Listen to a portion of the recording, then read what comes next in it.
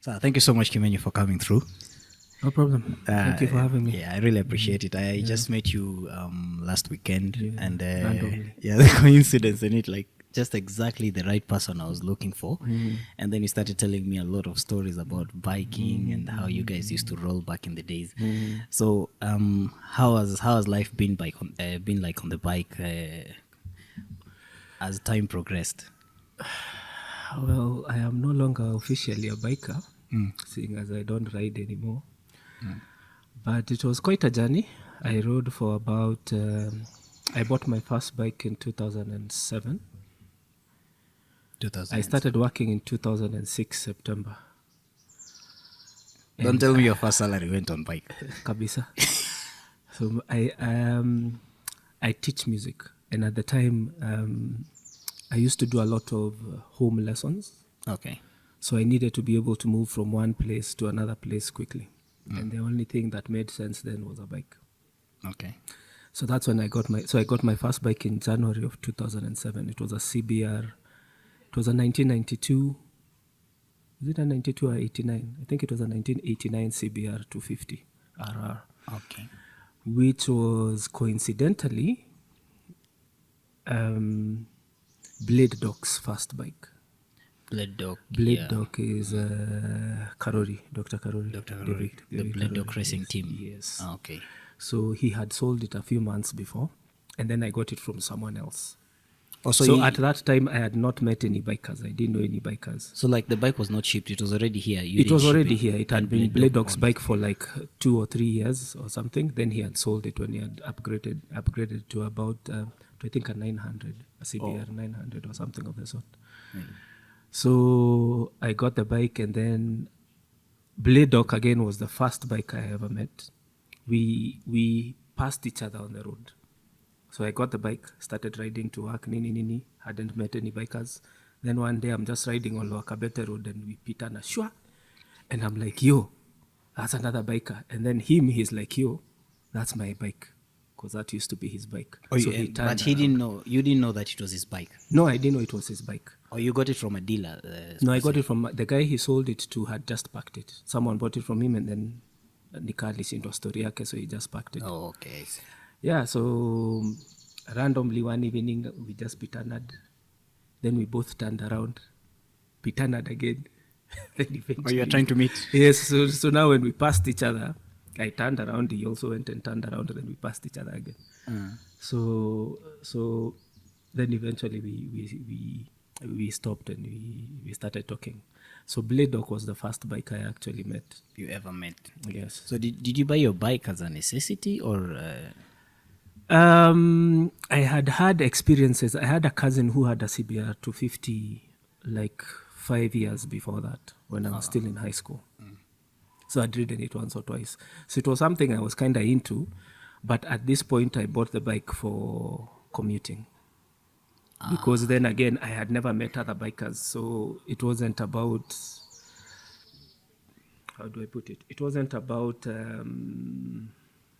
like riding for fun? Like riding for fun or being in a crew or stuff like that. For me, it was necessity. I needed to go commute. I needed to go teach in one place. Then I have 15 minutes to go from Wh33lz to the other side, Langata or somewhere. You have a lesson there, you teach there.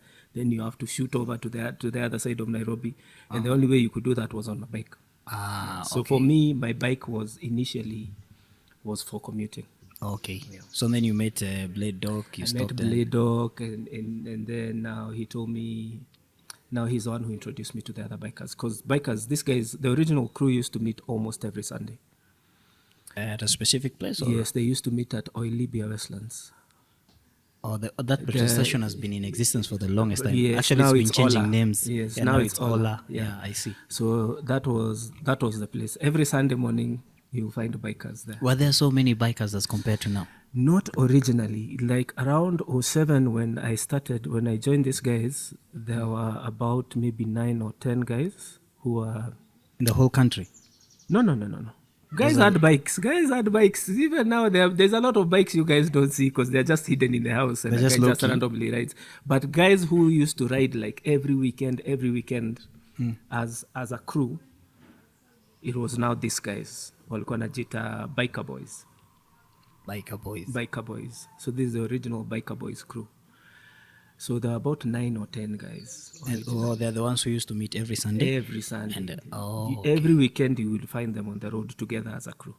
10 of them? Well, not all of them all the time, but out of those 10, those were the guys who are there, how do I put it, consistently. Okay. Yes. Including Blade Dog. Yes, including Blade Dog. So that's how Blade Dog introduced me to the other bikers. He just told me, no, we meet on Sundays. Tokea Sunday, come meet the guys.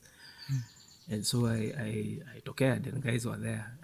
So there were about 9 guys originally. I remember, I think I still have those photos on Facebook. Yeah, I have them. Of the first time I saw now the whole crew, as in it was a spectacle.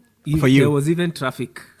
Because there were like 10 superbikes just packed up in Libya, which was not a kawaida thing. So you had a 250 that time still, yeah? At that time I had a 250, so I wasn't riding with the crew. So the rest of the guys crew had liter bikes, per se, like 1,000 cc's? Guys were on 1,000 cc. The smallest bike I think was a 600 at that time. Which model was that? Sorry? Which model was this? The 600. There was a guy called Steve who used to ride a Gixxer 600. And he was crazy. He'd be up there. He would be up there with the 1,000 cc bikes. Keeping all up with the them. time, the whole time. So He stopped riding as well? he also stopped riding. He stopped riding early 2010s. He also quit biking. Yes, and then he sold the bike to, I want to say, another OG biker called Kahia. Kahia. I think that was that 600. You know, them days, these bikes were not there were not many. They are not too common as they are right now, is it? Yes, but they were also not many. So you find that this bike maybe got sold to that person, or got sold to, you could trace a bike. Or you would Back in the day, know you could trace, this is that 600, because there were not like 10 600s. You know. Okay. So the bikes were not many that time. Okay. Yeah, so the smallest bike at that time was a 600. So I didn't ride with the guys till I had my 250, then I got a 400. Then after the 400, I got a 1000 YZF. How long did this take, the transition? The transition in between? Yeah. I'd say 2 to 3 years. Because I started riding in 07. Okay. And by 2011 I had an accident. On 2011 I was on an R6. That R6 was my 4th bike. Wow. Okay, wait, let me get this straight. So you had a 250 in 2007. In 2007. So when did you upgrade? Which year did you upgrade? By the end of 2007 I was on a 400. So I started on a 250cc. CBR, then I had a 400 VFR, which is also a Honda, and then I got now the 1000cc, the YZF. Now the YZF is the bike before the R1. Okay. So before they brought out the R1, which is a YZF R1, there was the YZF, they called it a Thunder S. Thunder S. Okay. So I had that Thunder Race in between there. Now, when I got the Thunder Race is when I started riding with the crew, because now I could keep up. Isn't that 2007? Was it the same time of the post-election violence? How was it like? You're still riding like As guys who are not affected by those things, I can't say really. In Nairobi, you say?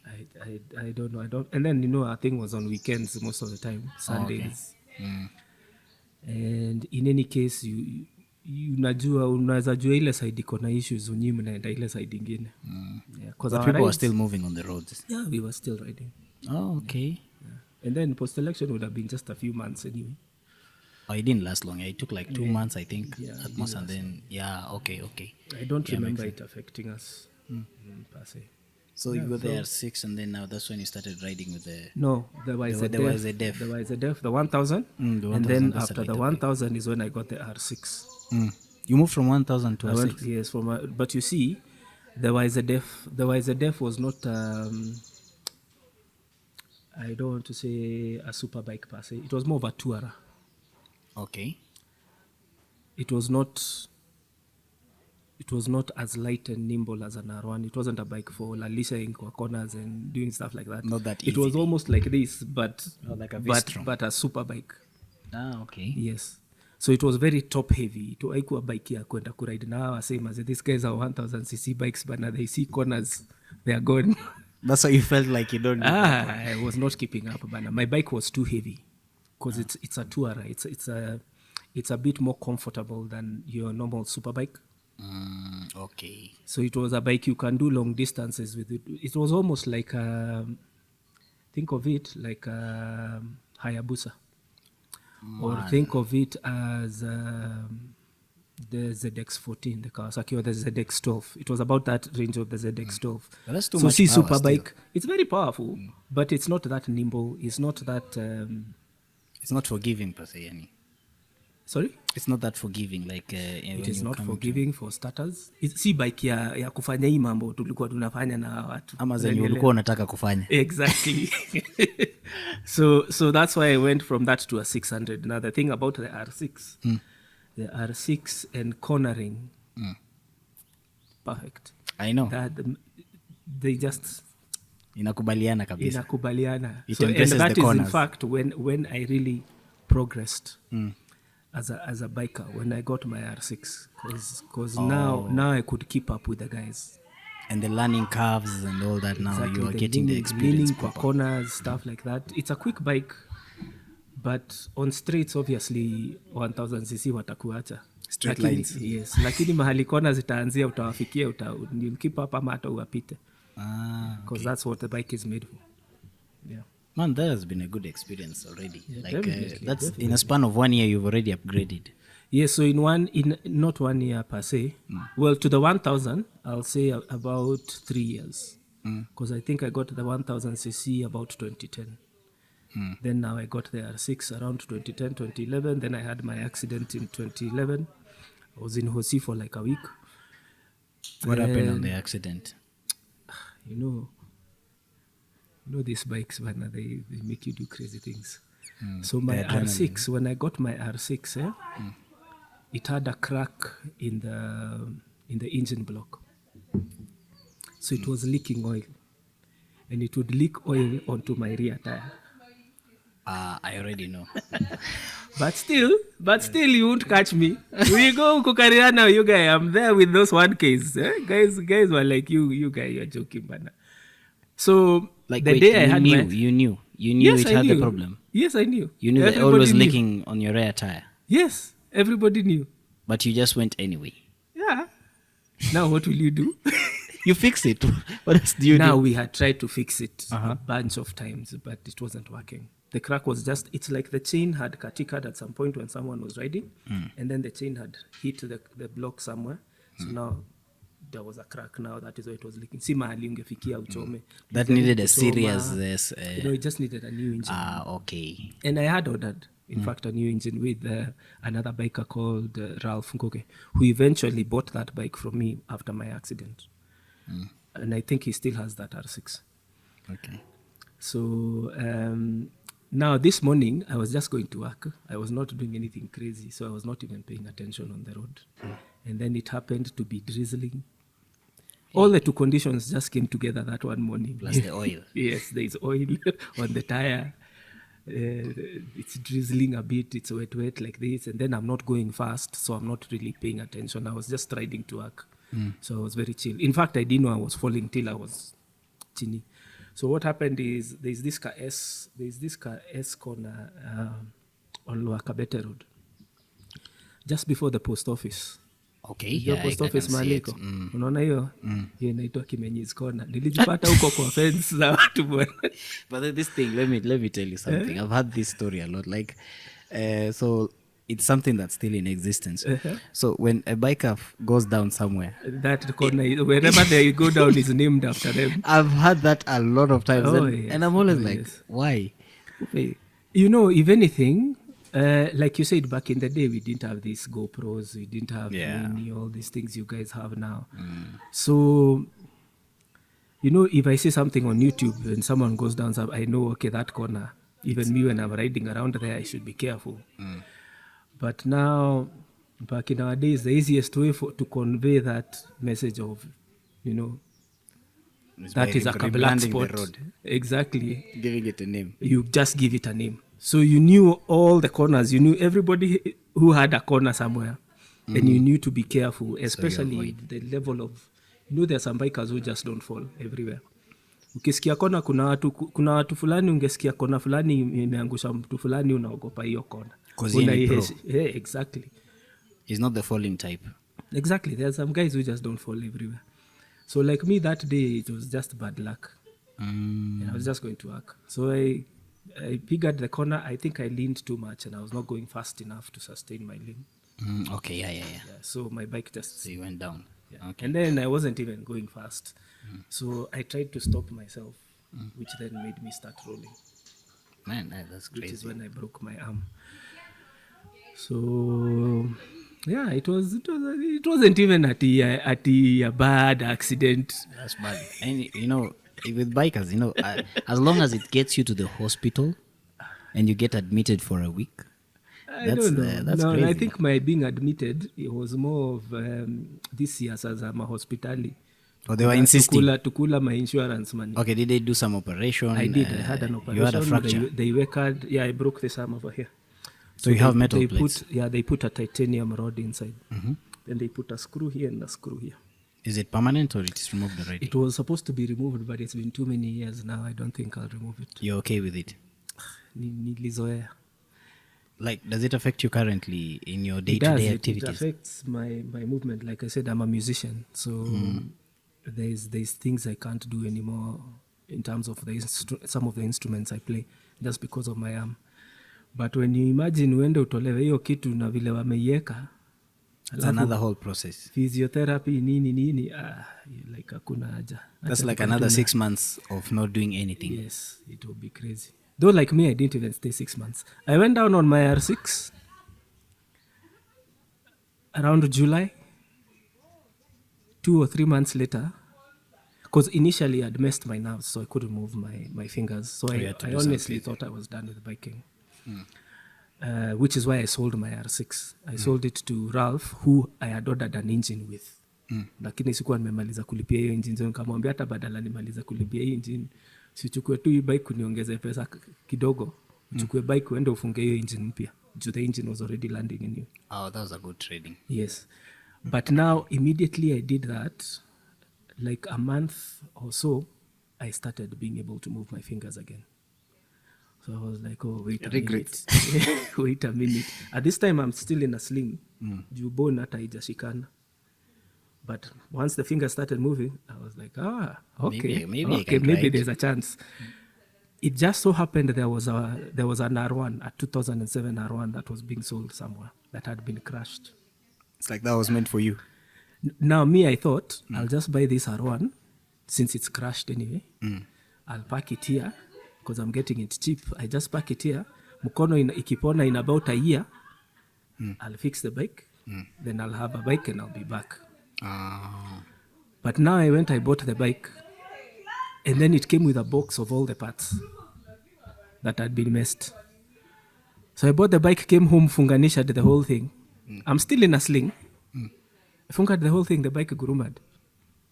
Temptation. I was like, hey, you guy, acha tuende test. So, sini mkono. I still have a sling. Sini mkono. It's like, this is like 6 weeks after the accident. So, ni mkono ya clutch. Unashika tu clutch. Kakianza usinaachilia clutch. Sini hivu. Sasa sini kukaa hivi. I believe bikers are crazy. Kumbe it didn't start like... That is how I got back on bike. So I went down on an R6, came back on an R1, an 07 R1. Hey. And it was clean. It had 4,000 kilometers on it. That's like... It had been brought in new by Kimodo. There's a biker called Kimodo who used to bring in bikes. Kimodo is not riding anymore, is he? He is riding. He's still riding. He has the cleanest R1 you've ever seen. And it's a 90. Which year? 96? It's a 98. 98. It's the first gen. It should be the first or second gen R1. I've heard about Kimodo. He still rides. He had a company that used to bring bike. I think it was called Ancient Exclusives or something like that. They brought this R1. They brought Mzee Kimenyi, Mzee Kimenyi Gathu's ZX14. Gathu is the old guy with the ZX. Yes, that ZX14 was brought in by those guys. Now, which year is this? Akina bringing in these bikes, I can't even tell you. But it should be 07 or 08 around there, because this R1 I bought was an 07 and it had been brought in brand new by Kimenyi. It had been brought in a crate. It was brand new. The guy who had bought it had brought it in brand new. He didn't then want he it? crashed it. Ah, He crashed it, fixed it, he surrendered. then crashed it again. The second time apparently alikuwa amefungulia mbuzi zikap. Like a whole herd of mbuzis just crossed the road. The guy woke up in hospital. When I bought the bike, I was still checking my intestines za mbuzi huku kwa mafairings. Alikuja kama amepita na mbuzi sijui ngapi. And it was very recent, like when you bought the bike, between the time you bought the bike and the accident. Yes, it had been maybe a year or 2 years between them. Because after that second accident, he didn't fix it again. He put it back in the crate, had it sent to Nairobi to be sold. So do you think back in the days when, say, because there were no GoPros, if there were GoPros and then you were documenting your accident, this guy was documenting his Most accidents. of you would not be riding. No, as in, do you think Nothing. do you think it would be a lesson like for you guys and then there'd be less accidents? Well, for us guys, I don't know how to say. For us guys who are already in it, I don't think so. Because like me, personally, I've witnessed or I've been involved in at least 4 or 5 fatal accidents. So we went on a ride with a group of people and went back home minus one person.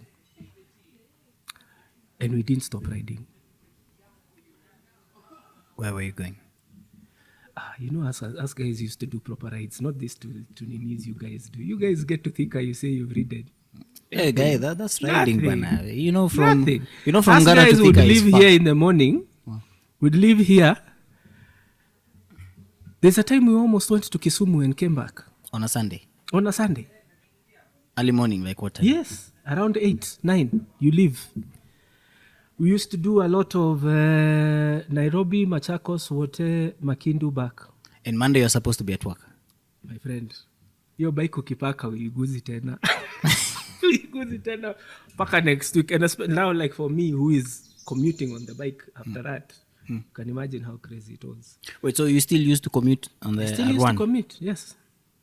I still used to commute. So now it's a hobby and a necessity at the same time. Yes, at this point it's become, I don't even think it's a hobby. Luxury thingy. It's an obsession at this point. Yeah, because point, it's an obsession. explaining moving from 250 to R1 and yeah, that's Yeah, it's quite a progression in the power, the technology between those bikes. Remember, my 250 is a 80 something. This is an 07. So it was crazy. So you moved with bikers and then you came minus one person. You were headed out of Nairobi. Yes, and it's not once that has happened. I think we've been involved in quite a few accidents like those ones. Or even just hangouts. You know, you like the last one, we were going to just hang out. Have Something happens. a mbuzi on the roadside. And then one of us decided he didn't even come with his bike because he wasn't riding that day. He was part of the catering. Then I guess, guys just doing this route called kiganjo. Kiganjo. That story sounds familiar. Is it the biker who had a jigsaw? Yes. 750? Yes, he had the 750 jigsaw, but the accident he was riding. So he didn't come with his bike. He wasn't riding. Then I guess, people pitting there. He just borrowed someone's bike, his friend's bike. And he came back. Then he went again. He didn't come back. So you guys were waiting this now? Well, they were walikuwa wengi hiyo side because he wasn't alone. They were riding many guys. But Kiganjo, I've been involved, I think, in 2 accidents in Kiganjo. Before that, there was another one. Where a guy, I don't know what happened to his bike. And was it an R6? It was an R6. It was a blue R6, if I'm not wrong. Same generation as mine. Because I had the earlier. I had an 04, not the one you have. Yours is a what? Mine is a 2010. 10, yeah? So the previous generation. So this one, what we used to do is, when we noticed how, guys were coming up, guys were riding, guys want to join the crew. but you are riding with guys who have been riding 5, 6, 7 years before you at that level. And you're new. And you're new. So to kind of create some sort of a safe environment, what we would do is, because then we had a lot of goodwill with the Kiambu County government. The governor at the time was a biker also. Who was this, Kabogo? Yes. He used to ride with you guys. He opened a few of our events on that side, because we had some races at Tattoo City, stuff like that. He was pro-biker. My point is, he was pro-biker. But he wasn't riding? No, he wasn't like in the crew, but he was riding. Like he would open the events by riding. We would do like a lap of honor and he would be on the bike riding. Wow. Yeah. So what we'd do is we'd close a road. So like that Kiganjo road, we'd close it on a Sunday. We get cops, they funga one side, they funga the other side. And then we do, what did we used to call this thing? Drag race. Not even races. These were not races. It was not a race. It was riding, but on a closed road. So there is no racing, no nothing. no audience. It's not a race officially. So people are just doing it randomly, like you go, come back, go, come back. Yes, but see, randomly. So what will happen is we'll all be on one side, then we'll all ride to the other side. When the last person has figured, the road is swept, then we all ride back to the other side.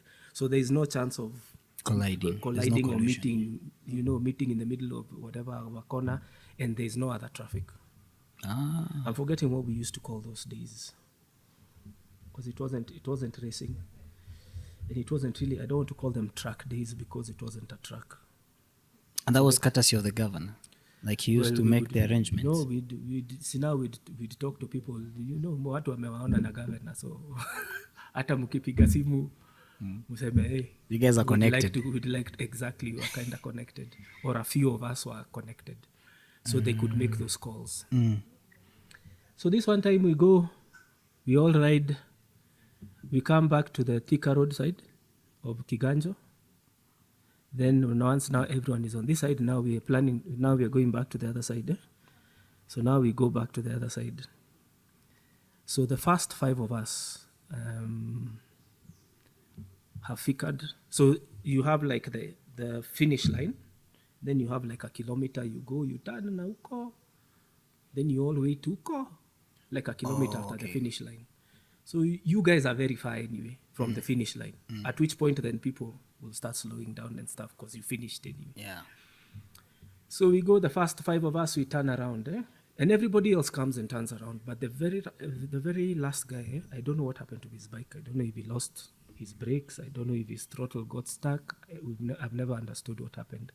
But he came in hot. Remember, us guys are like a kilometer after the finish line. So he's gone past the finish line? Now he's supposed to slow down? Now he's coming to where we are. But he's coming in hot. Hot. That's an R6 or? This is an R6. So he hit the first 2 bikers.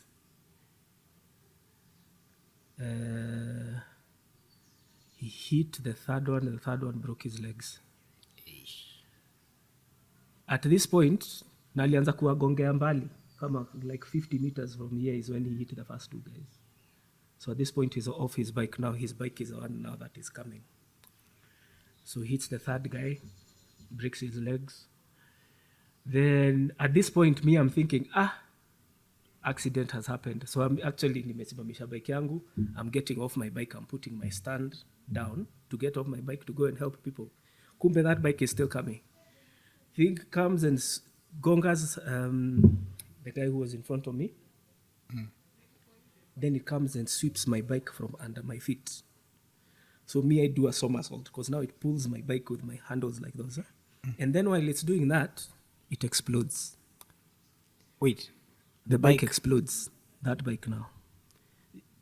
People saw that explosion from the other side, from the Thika Road side of Kiganjo. Like huge, the smoke and... huge explosion. So now this is happening when it has just hit me. So I went through that explosion. In fact, I thought I was on fire. And then everything went black. So me, I saw Massault land on the ground. Pa! Joto. I just remember standing up screaming, am I on fire? Am I on fire? Am I on fire? Now the other guys I'm screaming for are all in shock. Watu naona wengine wako kwa mitaro huko. As in, it was a crazy. And how far was the bike from you? Like the bike that was on fire? At this point, it's not even on fire anymore. Because after the explosion, the bike has disintegrated quite a bit. My bike was on fire. I know my bike was on fire because I was trying to put it off. But this is over a distance of about maybe, I want to say about 50 meters from when he hit the first. So that crash is from about 50 meters where he hits the first bikes to where he gets to my bike, because my bike was the last bike that was hit. So at this time it's been hitting the other bikes as it just... Imekuja imechota mabike za watu. You know? So muna bahati. I had a GoPro actually. I actually had a GoPro. But my visor was black. So you don't quite see the whole accident happening, but you see the explosion. You see my friend's legs in the air, the guy who broke his legs. You still have the video? I think I still have it. I think I have it on drive. Can I borrow it? No problem. I'll send it to you. Oh, thank you. So, but now all you hear is screaming, and you actually scene zingine, yani kuna vitu zingine mungeona kabla ya guys would not buy bikes. Guys would not buy bikes after some of the things we've seen. There's another one where a bump just showed up from nowhere. We didn't know there was a bump. No way. So the bump was erected recently. So I told you we used to do this Machakos, Wote, Makindu, Nairobi route. We used to do it a lot. It was a nice long ride. You leave in the morning, you go, by Gioni you're back, you're sorted for the week. So this time, again, the first 5 bikes. And very much the same people who were involved in that other accident. Are the Kiganjo now? Yes, the Kiganjo. And it's the same, it's 4 out of 5 names is the same people.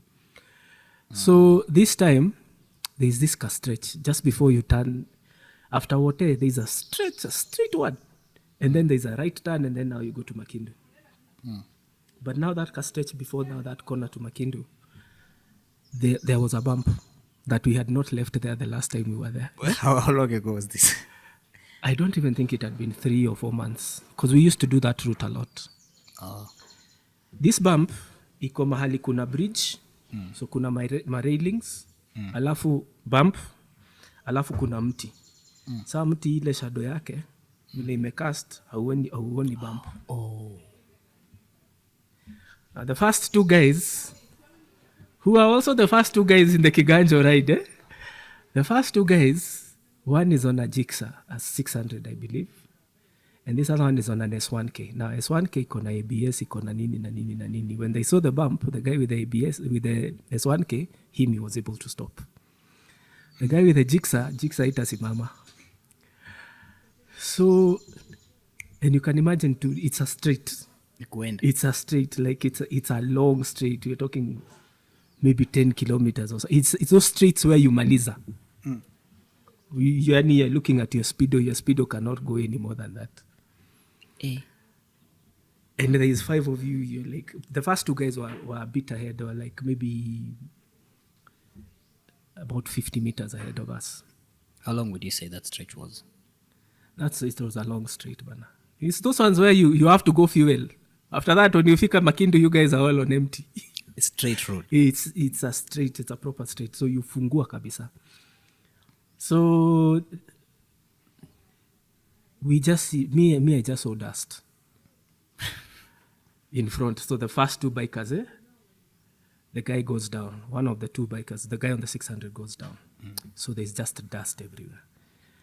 Sasa, and then there's a guy in between, and then there's me and another guy riding next to each other like this.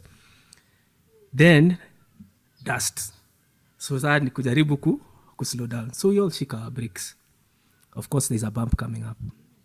Now me, because I'd ridden for many years, I knew how to deal with bumps at high speed.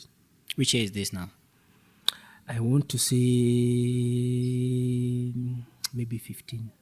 2015 now. Maybe 2015. Yeah, you have like Maybe 7-8 years 2014, experience already. yeah. So I don't know if you guys are taught these things nowadays, but when you see a bump and you're at high speed, you brake as hard as you can. Really? Then when you're as close to the bump as possible, you let go of your brakes and stand up. That way, because when you brake, your bike compresses the front when you brake. But when you let go, it will decompress. So if you can time your decompression with your hitting the bump, chances are you won't be thrown off the bike. I didn't know that. There's a lot of people who don't know that. I've hit a lot of bumps. Yeah. So now me and this guy come and hit this bump almost at the same time. But now me, I knew how to react and do such things. I don't think he did that because now he hit the bike while compressed. So the bike just threw him. So he saw it, but it was too late for him to brake. We all saw it. We all saw it, and we all saw all these guys going down. You know, these guys are going down in front of us. And then it hits you, there's a bump, or you saw it? See, now you see it because you're coming. See, you're coming, you're wondering where this guy is going down. It's a bump. See, then you see the bump. Then you look at your speedway and you're like, me, by the way, me, I had funkered all my storos. I was like, hey, it's been a good run. I had put, Yani, in those seconds, I had put my life in order. You're looking at because I didn't think I was going to survive. Because you're seeing people going down anyway. And it's vumbi, you're saying? Kuna vumbi ndio, lakini si unaona watu wanaanguka. So why should you be the one who will not fall? If the people in front of you are falling, why shouldn't you be the one? One of the people who fall. So at that point, you're not thinking that. At that point, you're thinking, man, this thing is over. You know? So we hit that bump, but now I think I hit that bump north of 180. Did you apply the technique that you just mentioned? Yes, that is the only reason I survived. So this guy hit him. He hit it while still compressed. So me, I'm riding. There's a bike here doing cartwheels in the air. So I'm thinking this bike is going to hit me at any second now anyway. In front of me, there's a guy on the ground skidding because he's fallen. So him is on the ground skidding. And then his bike is also skidding after him. It's also on the ground. So I'm thinking it is either this bike hits me or I hit this guy who is on the ground now. Because I'm still north of 180. I'm still coming in hot. Or I hit that bike, which is also on the ground. It was crazy, man. Well, anyway, I survived. I somehow peñaed past all of them. Now, these all calculations, it has to cost someone something. Yeah, it was crazy. So me, like, I remember I went and stopped like 3 kilometers away from where that whole thing happened. And I just sat there for like 10 or 20 minutes. Were you like the only biker who didn't go down, or there were many others like who also went down? So two went down. Two went down. And then this bike that was doing cartwheels of the guy who passed, his bike eventually came and caught up with one of the first guys, the one who hadn't fallen, the guy who had the S1K, the one who had managed to stop. But now this bike came and hit him from behind. So he also fell. But his bike was not damaged. But by then, all the other guys behind us, because this was just the first group of 5. Guys, the ones who were leading the pack. Yes, we were leading the pack. But by then, the other guys had seen what had happened, so nobody else went down after that. There was no newbie at that time? This guy was a newbie. The one who he wasn't a newbie per se. He had been riding for a bit with the crew, but on a smaller bike. That's a what? So he had I think he was on a 250 before. With you guys? I wasn't riding with the crew that time. I had taken a break. Between those two accidents, I had taken like a 1-year break riding with the crew. So I had not ridden with the crew for about a year. And this guy was he had just come up. He was crazy. He was those guys who are skilled. He could really ride. I think he was on a 250, and the things he was doing on a 250 were just crazy. So I think at some point he upgraded to a 600, a Kawasaki. I think a 636 or something. Yeah. So he at this point I think he had this Kawasaki for just a few months, and then now, like I said, you find yourself you have a bike that is capable So now you find yourself riding with these OGs, these guys who have been riding The longest with experience. almost 10 years. And not just riding almost 10 years, but riding together for that long. You know, when you're riding together, you get to a point where you can predict what the other person is going to do because you know their riding style. Oh yeah, by the way, that makes sense. So when you have a group of people who have been riding together for a prolonged period of time, kuna vile wana ridingi juu hata mi kuna vile nitaride juu najua mwenye ako karibu na mimi ni fulani na anajua vile mi uride. Kwa hivyo if anything happens ataweza kureact. Ama naweza jua reaction yake. Naweza what's the word? Naweza estimate reaction yake vile itakuwa in case of anything. Yeah. It gives you confidence to push. You can easily predict and you'll be accurate. To some extent. You get? Yeah, that makes sense. I see how you guys ride nowadays. Sisi enzi zetu, like I've been seeing these videos on YouTube where you have guys on Thika Road. But one bike is huko. Stagger formation. Yes, staggered but also very far. Yeah. Sijui kama ni camera ama ni nini. No, it's for safety. For safety. Now us guys would be doing those same things you're doing, but one bike would be here, another one here, another one here, another one here, another. We would be like parallel. Tumepangana hapana, kuna space. It's almost staggered, but a lot more clustered.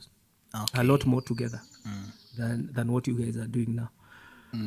Yeah, so it was very important to be able to know how the people you're riding with ride. Would you say, like when you get into an accident and you're now far away in water and you've not completed your ride, what happens? Do you cut the ride short and then you go back? Of course, the ride ends on the spot, but now you have to deal with cops. You have to deal with, incident. Like in this case, you have to deal with morgues. You have to deal with family members and families and informing them. You have to make sure that even the bike needs to be transported back to Nairobi. Yeah. Back to Nairobi or wherever. It just becomes it's such a mess. Just such a mess. I think that day we were getting home at 2 a.m. So it's just, and then it's just for the next few weeks that thing will just be with you. So you're not riding, you just guys are still riding. You still meet on Sunday and no, obviously you want to, like now if you meet again for the next few weeks, you have to deal with memorials and things like those. So, and it's still a community anyway, kwa hivyo kuna ile kushikiliana. Yeah, but man, those accidents were not funny. I think I would usually, like for me, when something like that happened, I would take a very long time before I rode with the guys again. To process the whole thing. Yes. And it's very traumatic watching such things, especially when they happen when you're there.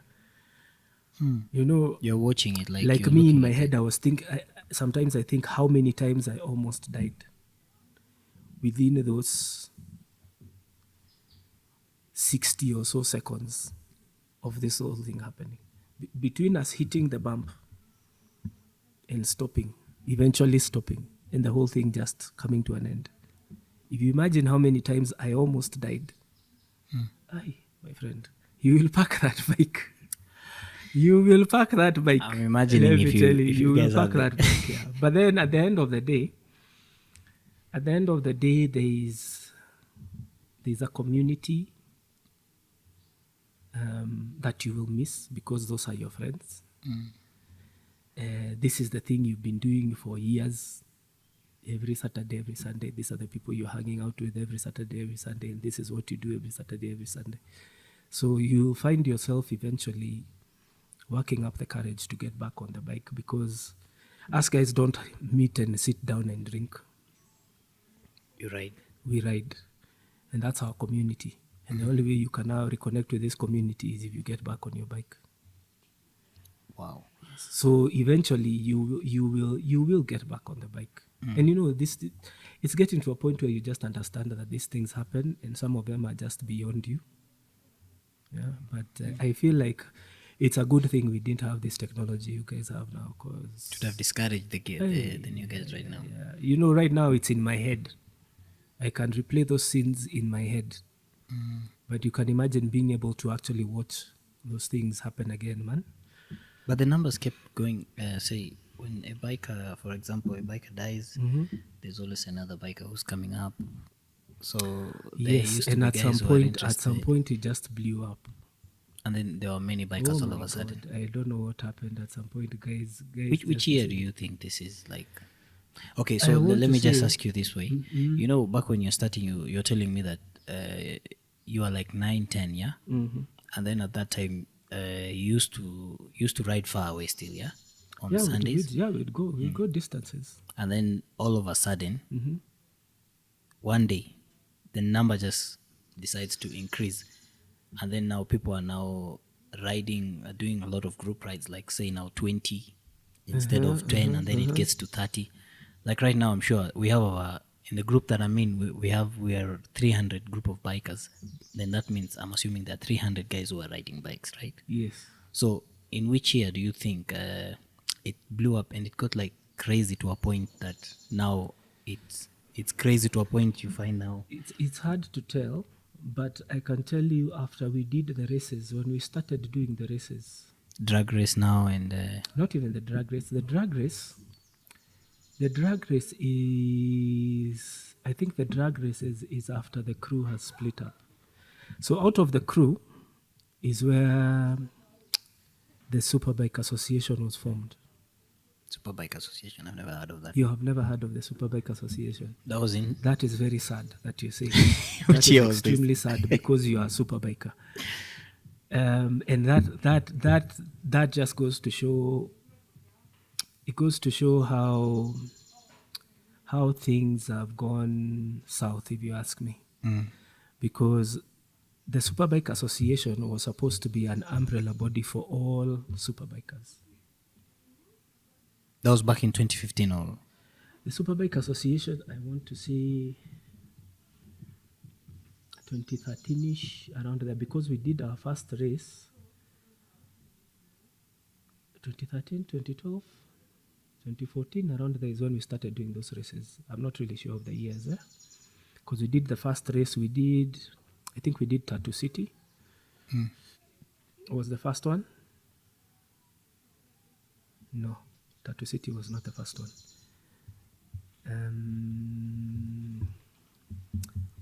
No, Tattoo City was the first one. We did two Tattoo Cities, because I remember the first Tattoo City I was on my R1, the 2007 R1. And then we did industrial area. We did we made a circuit in industrial area, and we did a race there. And I want to say that's about 2014, 2013-ish. Because the next Tattoo City, I was on a CBR 1000, which was the bike I had after my R1. So after my R1, I sold my R1 and got a CBR 1000. And I remember we did a Tattoo City with that one also. So all these races, all this is coming from the original crew coming together and forming the Superbike Association. because of Well, first of all, we needed a way to organize ourselves. Apart from just being a crew, we needed something official. So now, like, if you want to do an event like that one, like close a road or something, it's easier when you are an association that is recognized and registered than it is just a bunch of guys who, go and they want to try and close a road and stuff like that, or do a race. Because even these races had to be sanctioned. it has some risk factors. Yes, they had to be sanctioned by government. So the Superbike Association formed something called the Superbike Trophy. So the Superbike Trophy was like a smaller thing inside the Superbike Association that was tasked with organizing these races. And that one fell apart at some point after the first race, I think. Then they formed now SBC. SBC is Superbike Championship, which you should still hear about because I think they had a race like 2 months ago. Yeah, the He's whistling the Moran. one. He's the one that is Blade Dog still the reigning champion. Blade Dog might still be the reigning champion. I haven't seen Blade Dog racing in a while. I think like 2 months ago there was an event at Whistling Moran. At Whistling Moran. Yeah, that's the slick motorbike race. No. There was another one. Besides Slick, Slick is new. I don't think Blade Dog races in Slick. No, he does not. Yeah, so I think that is Superbike Championship. Now the Superbike Championship was now the proper one. Is the one now where we started panging these whatevers properly. But then there was a split in the crew and in TSA, and some members left. And then after that, Road Warriors was formed. Which was the first group, remind me? The first group is the Superbike Association. No, there's these boys that you mentioned. Biker Boys. Biker Boys. Yes. Okay. The Superbike Association is coming out of the crew itself, that is Biker Boys. These guys are the ones who came together and formed this thing. Walikuwa najiita the Founding Fathers. It's Founding Fathers, there's founding members. Founding Fathers, I think, are 7 guys. They're still there until now. One of them passed on. The late Matthew Muchilwa passed on. So 7 guys came up and formed 7 racing teams. There was, I think, there was Styles Racing. There was Blade Dog. I know Kimodo had a team. I know Levy had a team. Oyaya had a team. Black Rose, which I was part of. I was part of Black Rose. Altaf. These guys, you don't seem to know them. I'm shocked you don't know these people. I only know, actually, the people you've mentioned.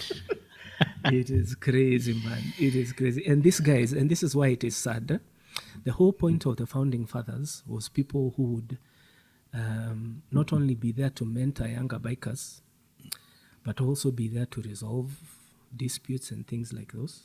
There were a lot of disputes, yeah? No, in case disputes came up, this would be the wazes. But why the would, biker community. Why would there be an anticipation for that? Wewe si ndio umeniambia sahi Thika Road mko na issues. Who is going to resolve those issues? They were not foreseen. You see, if the founding, they were foreseen. They were foreseen, and that is why the Founding Fathers were there.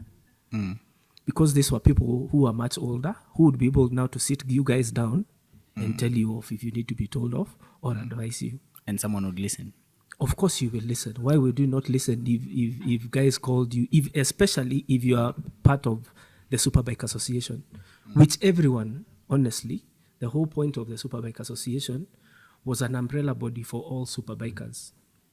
Okay. But now guys have split into these nyumba kumis and things, and it looks like, that has died off. But personally, I think the best thing that could happen for bikers in this country is for this thing to come back. The associations. The association itself. We do have the Private Bikers Association of Kenya. Now, the Private Bikers Association was an umbrella body. And even us guys as TSA fell under private bikers. But TSA was supposed to be something for super bikers. Only. Just for super bikers. You get? And it was necessary because if there were bikes that were killing people, honestly, it was super bikes. These things, they are quick, they are powerful, Oh, I see. And if there is anything people really needed mentorship on, if you asked me, was super bikes. Like me, the first time I showed up for a ride with these guys, they gave me a DVD and sent me back home. I had finally gotten a 1000cc bike. They gave you a DVD to go watch? They gave me a DVD to go watch and send me back home. Was it Twist of the Wrist? Yes. They gave me Twist of the Wrist and sent me back home. You watched it? I had to. And it's good. It's a good thing I watched it. That was serious. Because the first ride I went with these guys, I almost died like 3 times. That's when they decided to give you the DVD? No. They gave me the DVD before I went for a ride with them. But still, you almost... And if I had not watched that DVD, I would not have survived my first ride with this guy. So let me ask you, from the DVD, is that where you learned the braking thing you're talking about? Everything. When There's you see so a many bump? things we don't think about when we are riding. The whole time I was riding bikes, I would make sure I watched that DVD, because now it's on YouTube. I would make sure I watch that thing at least twice a year, just to refresh. because there's a lot of things that happen that you don't think about until you're there and it is happening, and now you're like, crap, What do I do? what do I do? But you see, if you've internalized this thing, it becomes, oh, I watch this, I know how to deal with this, and you deal with it, and you survive something serious. Oh, that's serious. So TSA, if you ask me, you guys need to go take over TSA. You need to go, I'm shocked you don't even know there's a TSA, because the whole point of TSA was for your generation and for generations to come. But now if you guys are quitting, No, me quitting, and this is the thing with the TSA. TSA was made to outlive individuals. TSA has structure. TSA has a constitution. TSA can outlive all of us. And TSA is something that we could hand over. you don't think it would be good if you were there as a mentor or to oversee? That is why we have the founding fathers and the founding members. As a founding member, I'm a founding member of TSA. I'm there. See, I'm here, I'm talking to you. But now I'm talking to you as who? Just a dude who used to write.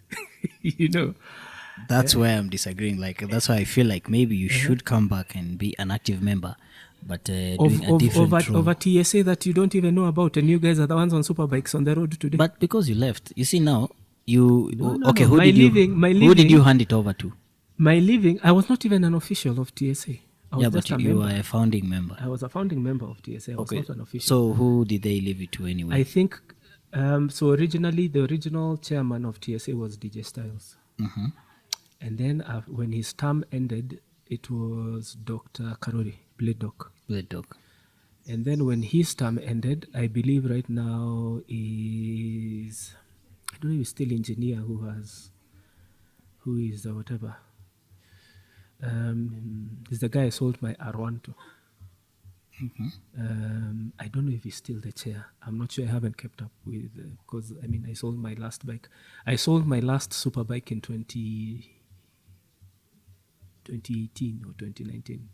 I got onto a GS 1200. So after that, I didn't really keep up much with happenings in the TSA per se. So in 2018, you could say that's when you... Well, it's not exactly where because I was part of SBC. I was the race director for SBC, I think, till around 2019. Around 2019. Then after that now, but by then I had already sold my superbike. So I was on a GS at this point. Yeah, so maybe you guys need to find someone from TSA and sit down and just really... Yeah, we'll find DJ Styles. TSA, but I think TSA is something that really needs to come back.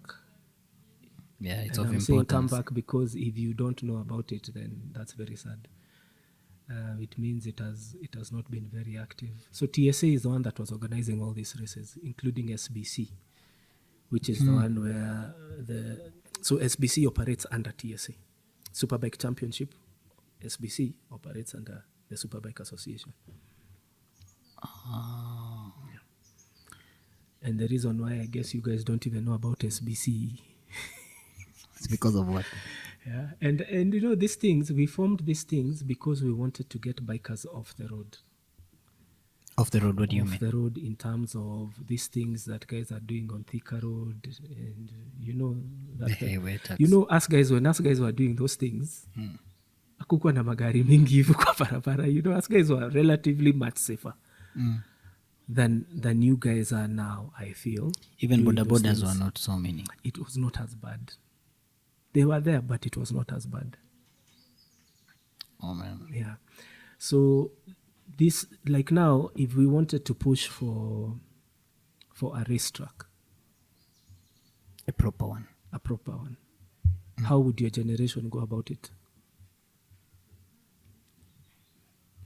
Lipa na M-Pesa number. Even if you wanted to push government To do it. how do you approach government? Probably As who? You can't just show up as guys on bikes. You need to be a body. But you see, if you have TSA, which is an association that is proper and is recognized, you have something to stand on. Yeah, makes sense, by the way. You understand? Yeah, so yeah, guys need to join up. I'm not pushing for TSA or anything. I'm not trying to, because I'm not a member anyway. I'm not a member of TSA. But I feel like this generation needs to sign up, membership, bring the numbers back up. When TSA started, it was doing really well. The issue came about when the first administration of TSA left, and the one that was there, or rather the one that left, went and started another thing. Rivalry or? It wasn't. I don't consider it rivalry. I think,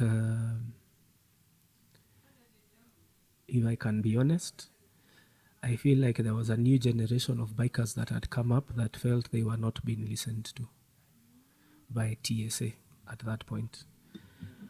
But now these guys who had left TSA, the former administration of TSA, they were willing to hear them out. Well, they could mentor them, and they were willing to hear them out. And I think that it's out of there that Road Warriors was formed. Okay. But you see, at this point, does Road Warriors exist at this point? I've heard of it, but not actively. That's my point. So if I don't know what Road Warriors was supposed to be. I know Road Warriors is the one that was organizing the drag races. So the drag races at Kiganjo and things like those big events, Road Warriors did some very big events. But was Road Warriors an association like TSA? Was it a club? I don't know. Yes, but I can't tell you about TSA. TSA is an association that was made, and it was created in a way that it would outlive even us. Ni kitu tunaweza hand over.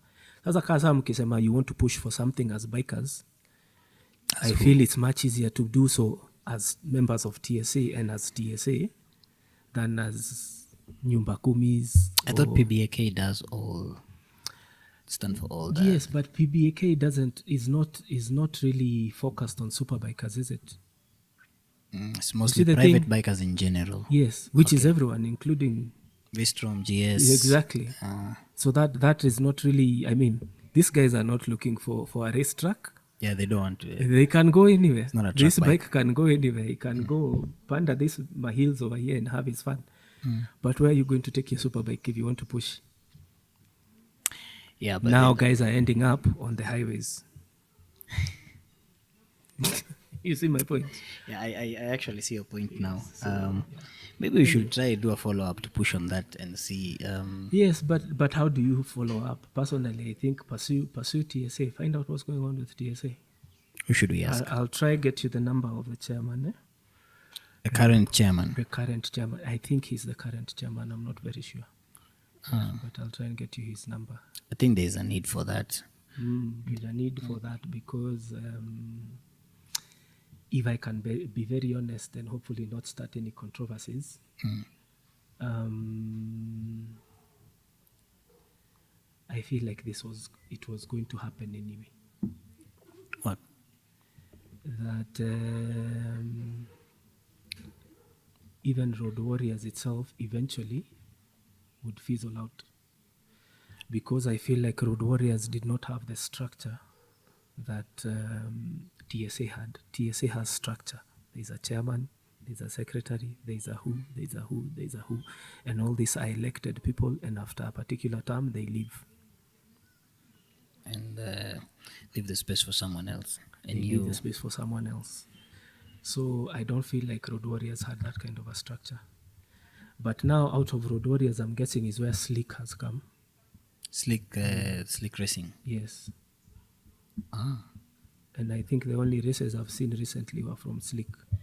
Yeah, it happens like after every 3 or 2 months. Okay. I think that would have come from Road Warriors, definitely. So it's something that was born out of Road Warriors. I feel like maybe Slick has a lot more structure. But again, Slick is not an association and it's not a club. I think it's called Limited. Is it Slick Limited? Yeah. So it's a company. So where does that leave the rest of, So yeah, TSA is something that you guys need to look at. That's and see how you can informative. revive. See how you can revive it, because obviously, you are a superbiker and you don't know about it, then it's obviously dead.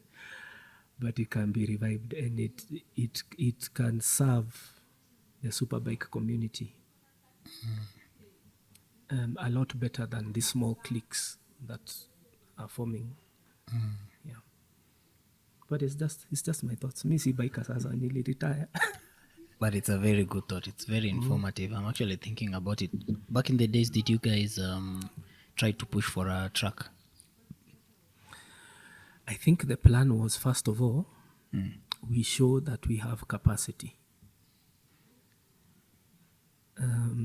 So that is why we started organizing these races, the closed road races, which would involve government anyway. You'd have to get the government involved for you to close off a section of industrial area. Permits and all that. Yes, to do whatever. And then you'd have, politicians and guys come and take part and watch and stuff like that. They used to come. Yes, so like when we were doing the Tattoo City ones, Kabogo used to come, the governor used to come, people in his government used to come. So I think we needed to show that we had the capacity, because you don't want to push, then they do a racetrack, then nobody's using the racetrack. See, there was a racetrack in Nakuru. The TGRV or... No, there was a proper racetrack in Nakuru, proper. Serious? Like Yes. the MotoGP ones? Kunaitwa Langalanga ama kunaitwaje?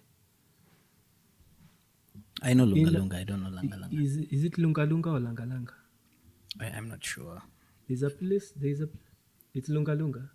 Yeah, there's a place. It was a racetrack. It used to be a proper racetrack. Yes, a proper racetrack. And you guys used to go there? No. It was before us. That was way before us. That was NZ, maybe right after independence. It's now an estate or something. Right after independence? Yes. There was a proper go do your research. But guys used to ride after independence? No. It wasn't for bikers, but it was a racetrack, a proper racetrack for cars and stuff. Like a proper like big rally. racetrack, like a big racetrack. Not these to go-kart tracks we are riding on, a proper racetrack. You didn't have to say go-karts. Yeah, but that is what we are riding on nowadays. We used to hit on Ghanaians. When Facebook came up, we had a few friends from Ghana, bikers, and we'd see bikers in Ghana used to have their races on. And you guys don't have any? They used to have their races on go-kart tracks. I'd be like, you guys, bana, what is this you guys are doing, eh? Eventually, we all ended up on go-kart tracks anyway, which is what we are doing our entire championships on. Yeah, the Slick but the Slick has been very successful. Yes, but it's on a go-kart track. That is not a proper race track. Yeah. For bikers, yeah. A track where you're not going past third gear. You do one lap in 3 minutes. Yeah. So if we wanted a proper racetrack, which I feel at this point is becoming a necessity, because there is such a huge number of bikers now. There is such a huge number of car enthusiasts now. Yeah, but that is true. If someone opened a serious racetrack within an hour or two of Nairobi, I don't feel like it would, it would suffer. I think it would be quite busy. If you wanted Gava to help in such things, maybe give you land or stuff like that, how do you approach them? You can't approach them as Thika Road Nyumba Kumi or as Lower Kabete Nyumba Kumi. You have to be an organization. You have to be something serious that is recognized by Gava. And right now, I think TSA is the only one that has that. Politically, do you think that would be achievable? Politics are bikers, or politics are Kenyans? The Kenyans. Let's just say the Ministry of Sports right now. I think it's doable. It is? I think it's doable. Do you think there are bike enthusiasts? It's not about that. You just need to show them that it can be made profitable and that it would be used properly. Okay, so we So need you to see find the CS. Safari Rally has come back. But you see, it attracts attention and Exactly. it brings revenue Exactly. in the country. Exactly. If we had a proper racetrack, wouldn't it do the same thing? There is no racetrack in East Africa. Eastern Africa, actually. None of the countries in Eastern Africa have a proper racetrack, unless you know of one. No, I don't know. Exactly. So if we had a proper racetrack in Nairobi or within a few hours of Nairobi, why would it not be successful? Why would it not bring revenue? So we just need to plan ourselves properly. And But you can't just plan yourselves properly as individuals or as bikers. Yeah. Yes, you need to have, you need government to get involved. You need sponsors to get involved. Nobody is going to give you money just like that. TSA, I don't think TSA had problems with raising money from corporates, because a lot of our races were sponsored. Really? Yes, our initial races, quite a few were sponsored. Had sponsors from corporates and stuff, because would come in they could see it was an association. Who are these sponsors, for instance? We'd have petroleum companies. I remember us posing with cans of oils. We were sponsored. Lubricants. Yes, lubricants at Tattoo. I think it was Tattoo City. Yeah, so a corporate is more likely to trust an association that is an association that is recognized and has structure and has a constitution than it is to trust just an individual, I think. I would think, yes. Otherwise, all these small groups right now would have very big sponsorships. You think so? Yes. They would have very big sponsorships. Why not? Tumelala? Mumelala. Lakini kitu mumelalia sana, and I don't think it is your fault, ni TSA. Anyway.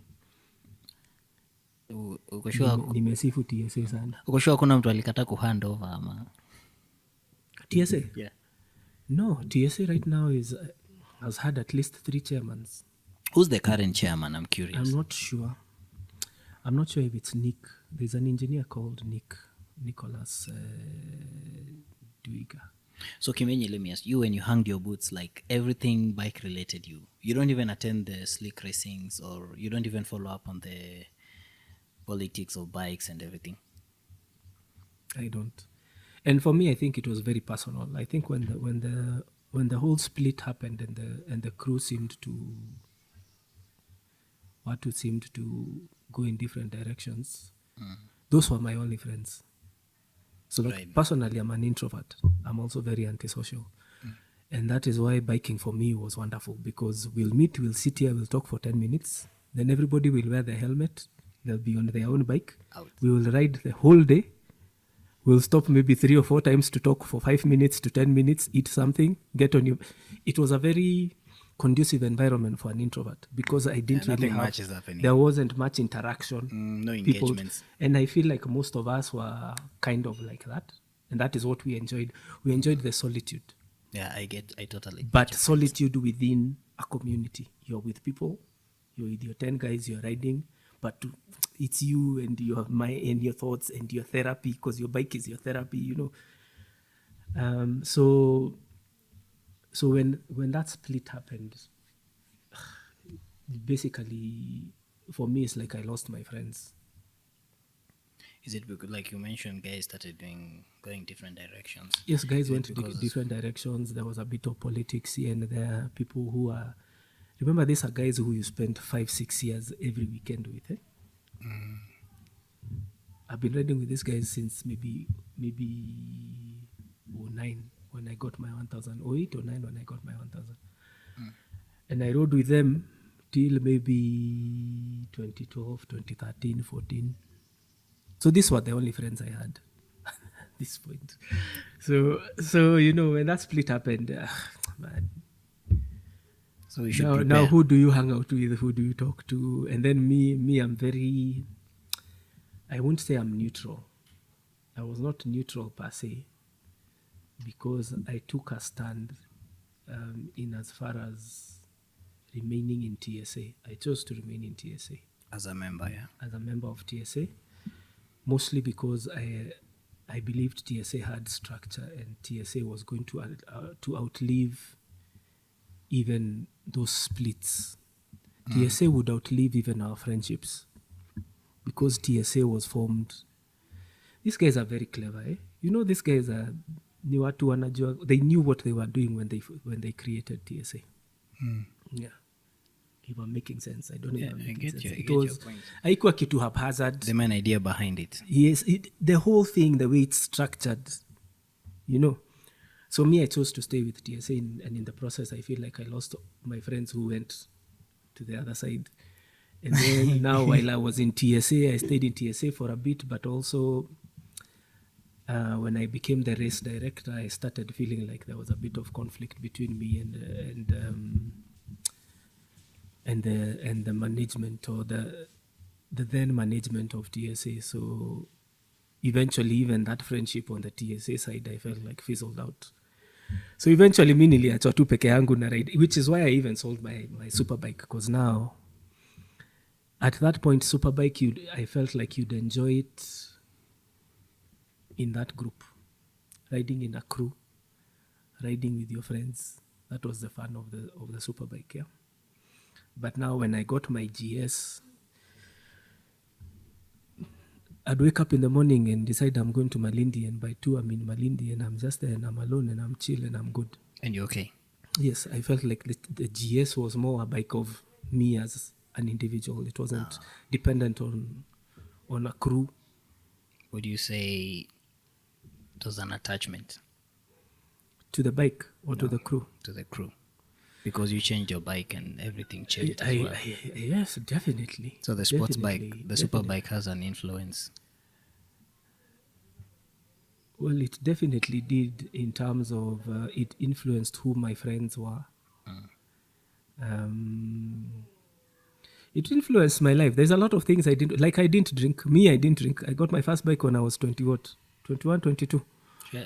I never drank. I never went to parties and things like those, because if you drink, you show up, these guys won't ride with you. Really? They will not ride with you. That Okay. crew, you guys do things proper. nowadays. I look at you, I'm You like, mentioned- wow, these guys, man. The crew I was riding with back in the day, you are not riding with them. At you are out all night. You are not riding with us. They ask you to go back Go home. They'll send you home. with a DVD. By then umesha watch DVD, ushaelewa kila kitu, yeah. But at this point, these guys, like I know of guys who, if they drank, they wouldn't touch their bikes for 3 or 4 days. Okay. They knew. Yes, and they'll tell you. That would say that's a disciplined rider. It's a disciplined rider. In this particular case, if anything, I might just say, in this particular case, it's Doc. Blade Doc. I learned this from him. Yeah, Blade Doc would tell you, me, I can't ride. Nico. So if he even had a kabia on a random Friday, maybe there was an office, something happening, something official. Sunday, he won't show up. So you guys were so strict when it came to such things. And it saved very many lives. It saved us so many times, because things happen so quickly on the superbikes. And if you have any alcohol in you, you will not react the way you're supposed to react. Did this include gearing up as well? Like you need to. They have were also proper- very strict about gearing up. Yeah, so like us guys riding, most of our Sunday rides would be full suit rides. That was compulsory, or at It least was, I want to say it was strongly recommended. We won't, well, sometimes they'll just tell you, man, the way you're dressed, you won't make it this trip. You won't make this ride, just go home. Just go and change. You'll just come, you'll see everyone in a full suit. Us guys used to have those proper onesies, You come, you'll see everyone is dressed like that. You're in your jeans and you feel awkward. Even this is not a ride for you. Ukiambiwa uargue. Hautaargue. Utabidi either you go and change or you just sit out. Yeah, So gear wise, they were also very. I feel like they were very. I don't want to say stern about it, because I don't think they ever chased anyone back for. Well, some things they'll tell you, if you can't come for a ride in sneakers. It's just general knowledge. I mean, Yes, it's a and super bike. jeans, and then ukikuja uende, something happens, uanguke, umetuharibia si wote siku yetu. And it was meant to be enjoyed. Exactly. So eventually we got to a point where everyone was fully kitted up. Wow. And were there during those days when you're shipping your helmets? Were there like legitimate ones, like Oh yes, the guys. fake ones? Guys had helmets, man. Guys had gear, my friend. Guys had gear. The guy called OT. OT at one point, I remember him telling me about his helmet. I think, and this is early 2010s, and he had bought 2 Hayabusas, identical Hayabusas. Two? Both the same color, both everything. 2. Why have to? Huh? Why have to? Because he can. Those were not his only bikes. He had like 9 bikes. We still have shops. But that's not even the story. The story was his helmets. I think those helmets were worth like 120K each. Just a helmet. Shipped No, he came with it. He bought and came with them. And he was coming from outside the country. Yes. So, but even then, gear was available. You could get gear. It's not like you couldn't get gear. Who were some of the vendors back then? For gear. And the mechanics as well. For suits, racing suits or riding suits, there was this guy at Nisiti Stadium, Mama ni wapi? He's still there actually. Pale kwa roundabout. Yeah, the roundabout. Yeah, That guy has been there. I bought most of my first gear there. And they were second hand. Yes. Even Blade Dog bought quite. I remember there's a suit Blade Dog used to have. Yeah, that's interesting. He got from that place, and I remember that's why I went there, because he's the one who recommended that place. So that guy has been there for a while. Because me when I started, now it's 07. I was buying my gear in 07, and he was there. I bought my first gear from that guy. Helmets we used to order. So there were guys you could order helmets with. What was that other question you asked? The servicing of the bikes. Mechanics. Now, mechanics, we had the OGs. Before biker boys, there is the OGs called Outriders Association. Outriders Association. Outriders Association. This is before TSA. Outriders, the chair at some point was a guy called Steve Das. Steve Das, who owns a garage right now. Yes, Steve Das owns Mark Stock. It's called Mark Stock. Yes, so back in the day, it was either you're going to go and queue at Steve Das. Queue? Yes. How many other mechanics do you think you have? Who else do you think is messing around? He is fixing bodas as well, or just superbikes? No, Steve does not touch bodas. Just superbikes, and you'd queue. Superbikes, and you will queue. That's like, because then again, also parts getting might be an issue, so you might have to wait for some time to get your parts, which means there was always a queue back then. I don't think now you'd queue as much as people are even fixing their own bikes. Yes, but there are some things you can't fix. Yeah, service is service. Service you can do yourself, but there's some things you can't fix. So Steve Das, there was a mechanic. I think there's a guy called Sago. Then there was this guy. Man, I'm forgetting his name. This guy, he was at on a Bellevue. The petrol station, Bellevue. There's another petrol station up on Bellevue. Petrol station near Bellevue. Okay. I think it was a kennel or it was something, one of those two smaller companies. There's a guy who used to be there. I think it was called Saimo. There's a guy called Saimo. I think he's still around. I haven't seen him for years and years and years. Then there was the likes of Joe. There was a guy called Joe Mude, but Joe passed on, I think, 2 years ago. Mechanics were not that many. There was no Wh33lz. Wh33lz amekama up juzi. Okay. You guys are lucky, bana. You found Akina Wh33lz, you guys. Us guys didn't have Akina Wh33lz, bana. What are you trying to say? Kwani those guys walikuwa na bahatisha? They didn't know. No. Or the fact that there's competition now. No, the fact that you have more number of mechanics. So I believe guys like Akina Wh33lz would have come up under now these guys are mentioning. They would have been mentored or apprenticed or taught by these guys. One of these guys. Some of these guys that came up. So you guys have... There's somebody else I've forgotten though.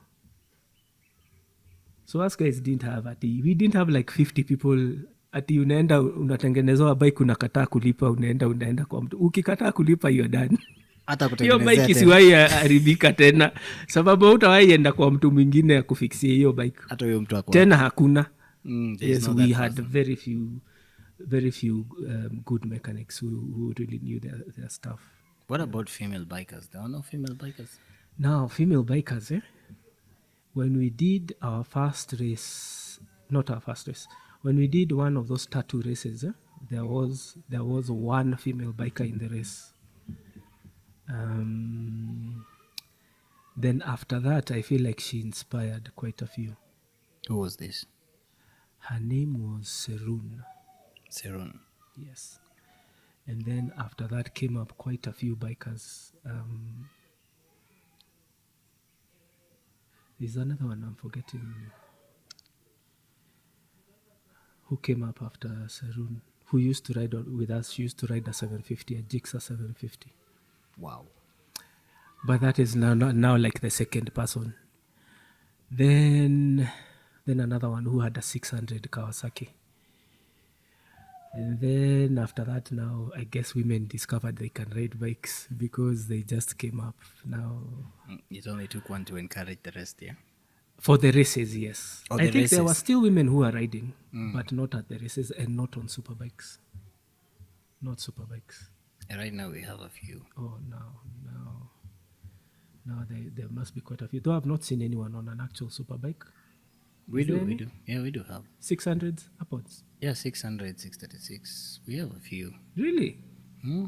Oh, okay. That's But they're interesting. not, I have not seen any doing races apart from one or two. But there are chicks on super bikes. Really? Yeah. The only one I can think of is Petrina. Petrina, she used to ride with you guys? No. Petrina is very young. Petrina is your generation. She was in those drag races. The one in... Kiganjo, those Kiganjo ones. Yeah. But you know, it's been a minute before Kiganjo did another drag... guys did another drag race in Kiganjo. Yeah, I heard the had- last one was in 2018 or... Exactly. Some about- Yeah, about- that's crazy, Bana. That's very crazy. You were never part of the drag race in No, Kiganjo? because that was Road Warriors and me, I was in TSA. Oh, okay. Yeah, makes sense. You never even used to attend because of that. I can't. As who? Man, you Hata guys, naweza ambiwa nisingie. you guys took it personal. Yeah, we took it very personal. It was very personal. Even for the because love of this racing. this thing was started by a group of friends. Mm. This thing was started by a group of friends. That original crew, we were all friends. Mm. So when things got to this, of course you're going to take it personal, Bana. Of course you're going to take it personal. So the lines were just drawn so clearly that you are either on this side or you are on that side. So when, like me, who happened to be on neither of the sides really, I stayed on with TSA for some time. But now for someone like me, I was like, Sawa, let me just sell the superbike. Get on a GS. I can go anywhere I want to anytime, and life goes on. So the reason why you sold your superbike was because It's of the too because much I didn't drama. have the community to ride with anymore. You've lost all friends. I felt like I'd lost my friends on both sides. So there was no crew, there was no community, there was no fun in it anymore. And it's not a bike you can ride every day. It's very uncomfortable. Yeah, Yes, bending the whole time. extremely. You can't commute on it as much. Yeah, so I decided, let me get a bike I can ride around. You know, if you're riding a sports bike every day, you need to have a chiropractor's number on speed dial. No, us guys didn't have. You guys have chiropractors and things like those, but us guys didn't have such things, but You mkiruka bumps mnanyorosha my mifupa. friend, things were bad. So how far have you gone with the GS? My GS, the farthest I've gone with my GS, I want to say is maybe Malindi. I've done Malindi a few times. Solo? Malindi became my GS. My GS made it such that Malindi became just a few hours thing. Ni kitu hata si lazima ningeplan. Because it's a big bike. You could just get has up and go. presence, it has all the power, huge tank, you fuel once, you're most likely going to make it all the way there. So haikuwa na ile uchovu mingi kama if it was a superbike. A superbike you can't go far. You can go fast, but you can't go very far. You'll have to rest somewhere. You have to keep stopping and stuff like that. Na bado utachoka sana. Lakini GS ukikalia, my friend. You're straight, you're You comfortable. leave here at 6. 2 I'm seated in Malindi just chilling at a hotel somewhere. I envy you guys with GS. I don't know why you sold that bike. 'Cause I Let me always tell feel you like one it's- thing. Who, me? My GS. Now, I sold my GS because I realized I was riding my GS as if it was a superbike. Really? Yes. So I was pushing it just as much as I would push my superbikes. And then I'd find myself getting in situations where I just barely survive a situation. It's a situation where if I was on a superbike, it would not have been an issue. But because the GS is much bigger, it's much heavier, you unapata tu yani kale ka space uliponea ni kadogo sana. So I got to a point where I was like, is it worth it? Did you used to forget that you're on a GS, or you're just too You used know, to the you sports forget bike? because the thing is just as powerful. These are 1200. It goes. And then it feels kind of nimble. Mine was not the big GS, it's not the adventure, so it's not the bigger versions, it's the standard ones. They're much a bit more smaller. And then mine is on superbike tires, so it will lean, those kind of things. But then something will happen and you'll be like, Bana. Wait, did you remove the off-road tires to put the superbike Yes, tires? yes. That was intentional, yeah? Yes, it was intentional because those are the tires I was used to. And that was my riding style. Me, I'm not an off-road guy. I think the 4 years I owned a GS, I went off-road maybe twice. So if supposedly, let's say you have your GS and then you just find yourself on a stretch that's full of corners that you can lean, you just find yourself It leans. doing... It leans. The Proper GS will like a- lean. like an Yes. R6. But it will not. No, not like Yeah, an but now the R6. reason why I'm asking is because, you're telling me that you're riding the GS. It's like Now you have that a is sport at that bike point is when it will hit me that, okay, where he's R6. Relax. But by then umeponea tu hivi. you unataka Unaelewa. kufanya knee down na GS. People do them. But you see the GS, With the the engine has carriers. the engine sticks, so the engine will touch the ground before your knee does. And that's it. But you won't get to that point really. That bike is quite heavy. It's quite heavy. Chances are you'll go off the road before you can even attempt a knee down. But those two instances that things like those happen is what made me realize it wasn't worth it for me. I had ridden superbikes for so long that now trying to ride, I couldn't shake off the habits I had on my superbike when I came to the GS. You have no regrets riding the bikes, like enjoying ever since you started, to a point you decided to hang the boots? I don't know. I don't know if I can say I have no regrets. No, as in generally, you enjoyed every ride. I enjoyed, but there are a few regrets. There are some things where you sit down as someone who has grown after a few years and after you have matured a bit, and there are some things that seem so unnecessary, that didn't seem to happen. I mean, that didn't need to happen. Could have been avoided. That could have been avoided, but we were young, we didn't know better, and so there are a lot. I definitely have quite a few regrets. Generally, from my career as a biker, I can't say that I walked away scot-free from biking. I have a lot of emotional damage from biking, definitely. Obviously, I have physical damage as well. Yeah, there's that. Yeah, and even like my injuries also caused issues for me career-wise, And because I'm a musician. I need my arms. So breaking my arm and not being able to regain it 100% also caused issues for me professionally. So yeah, I definitely have a lot of regrets. But at the end of the day, I feel like the good memories and the good that came out of it outweighs the bad, yeah. the bad, yeah.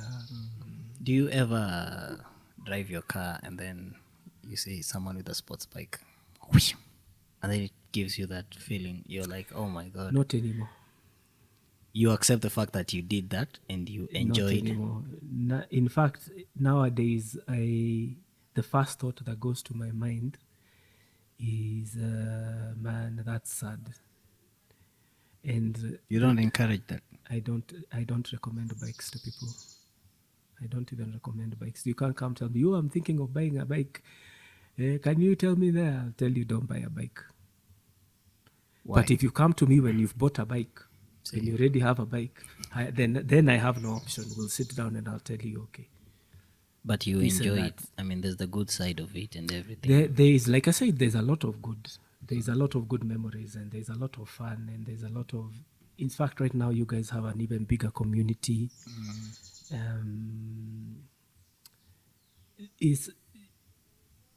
It's not a bad thing per se, but when someone comes to me, just a newbie, like I said, I have regrets.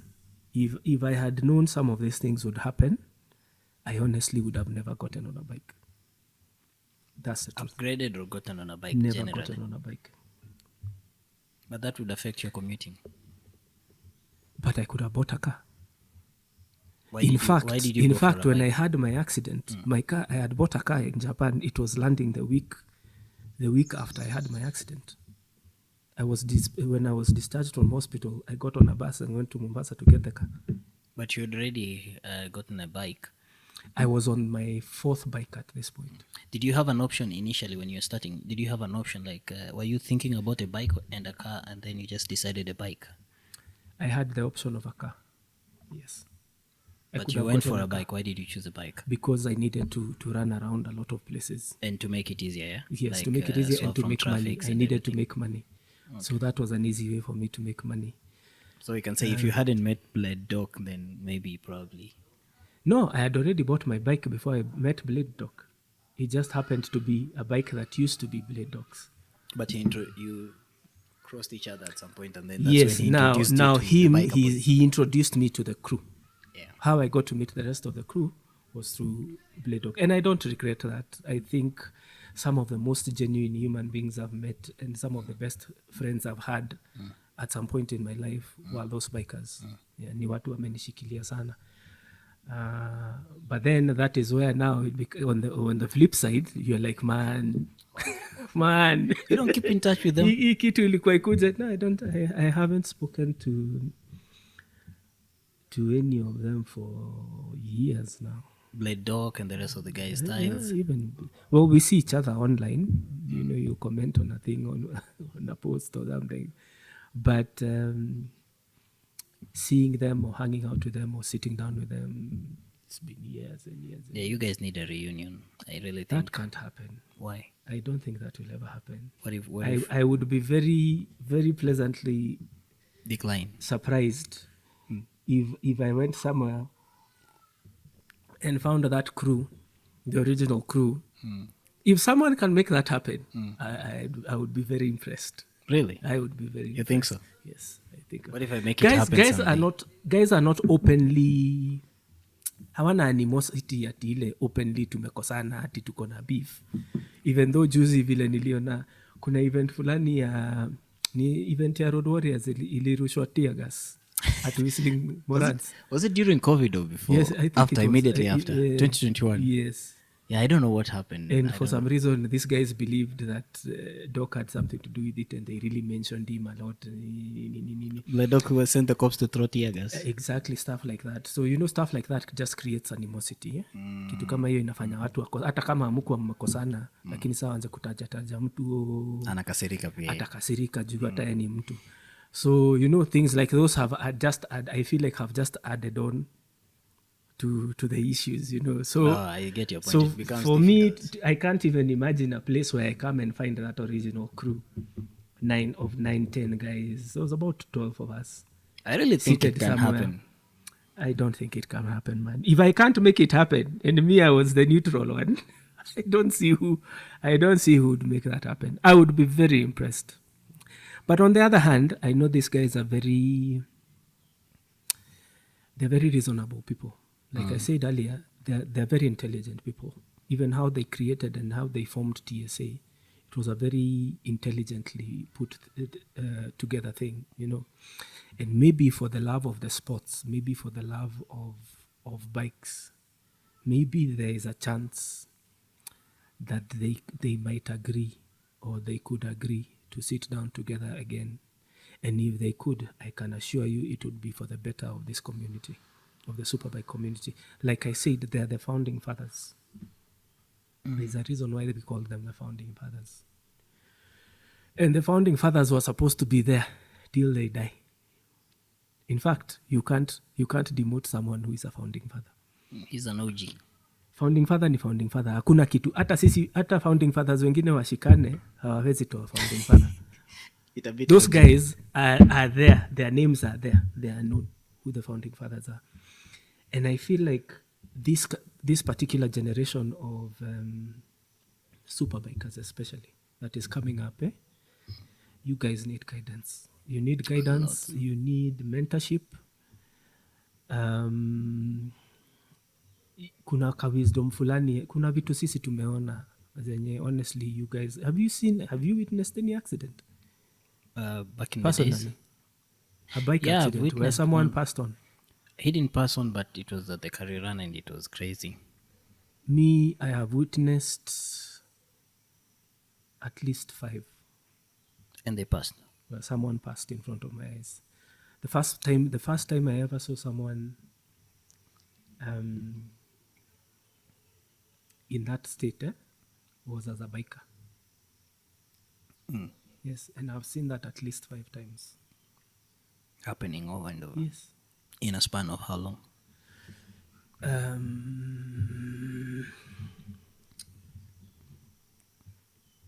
From around between 2013 to 2018 there, 2019.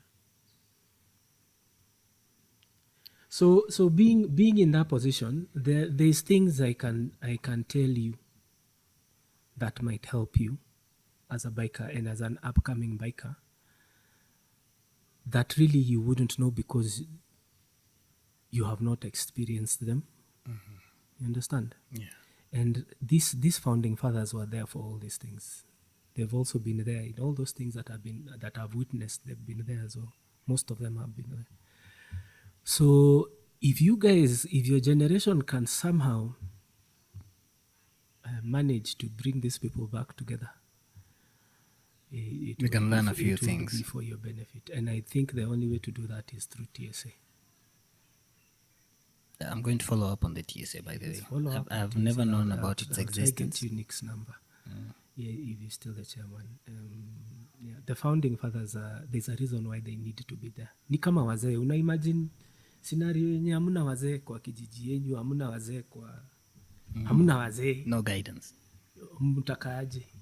You know, and you end up going through so much crap that we already went through that you don't have to go through. Which we would have learned from you guys. Yes, which you would have just learned from us guys if we were in a position to actually sit down and tell you about it, you know.